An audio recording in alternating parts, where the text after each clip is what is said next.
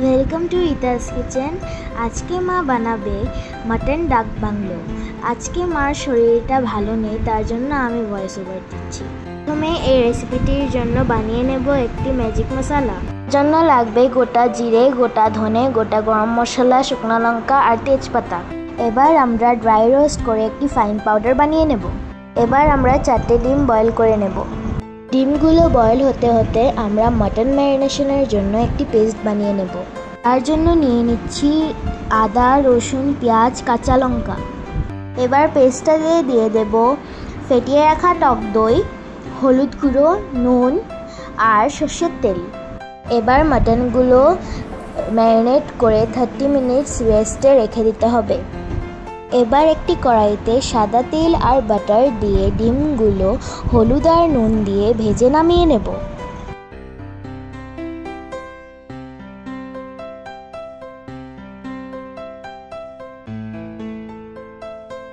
এবার ওই তেলে টুকরো করে রাখা আলু নুন হলুদ দিয়ে ভেজে নামিয়ে নেব। আলুটাকে খুব ভাজবো না, 50%-এর মতন ভেজে নামিয়ে নেব।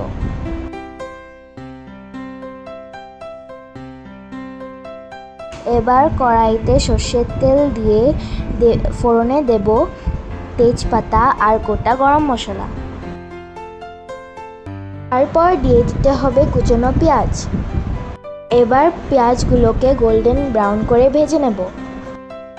পেঁয়াজগুলো ভাজা হওয়ার পর দিয়ে দেব কুচি করা টমেটো। এবার ম্যারিনেট করা মাটনগুলো দিয়ে দিতে হবে। তারপর ভালো করে নাড়িয়ে চাড়িয়ে নিতে হবে।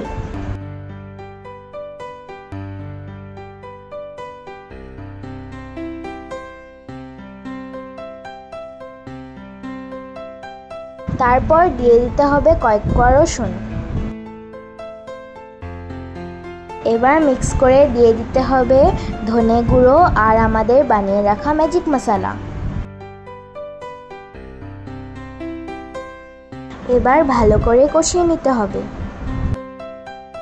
এবার মাংসগুলো সিদ্ধ হওয়ার জন্য ঢাকা দিয়ে দিতে হবে। 20 মিনিট পর ঢাকনা খুলে দেখলাম মাংসগুলো খুব সুন্দর কষানো হয়ে গেছে। এবার খাসির চর্বিগুলো দিয়ে দেব ভেজে রাখা আলুগুলো। এবার ভালো করে মিক্স করে দিয়ে দেব পরিমাণ মতো গরম জল।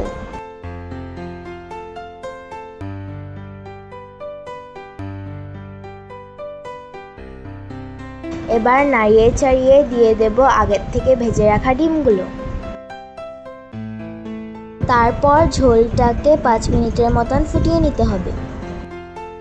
এবার উপর থেকে বাটার ছড়িয়ে গ্যাসটাকে অফ করে দেব। এবার গরম গরম সার্ভ করে নিতে হবে মাটন ডাক বাংলো উইথ বাসন্তী পোলাও। একবার খেলে এর স্বাদ কখনো ভোলা যায় না। ভালো খান, ভালো থাকুন। ধন্যবাদ।